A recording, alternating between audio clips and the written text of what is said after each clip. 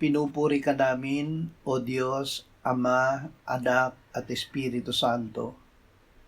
Salamat, Ama, na ibinigay mo sa amin si Jesus na iyong anak, na namatay para sa aming kasalanan, iyong muling binuhay, iniakyat at iniluklok sa iyong kanan sa langit.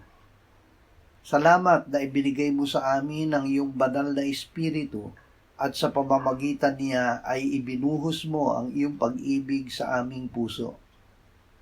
Iniuukol namin sa iyo, O Panginoon, ang kaluwalhatian at kalakasan. Niluluwalhati namin ang iyong pangalan, at ikaw ay aming sinasamba. Ikaw ay hari na nakaluklok sa iyong trono magpakailanman. Ikaw ang nagbibigay sa amin ng lakas. Basbasan mo kami ng kapayapaan. Amen.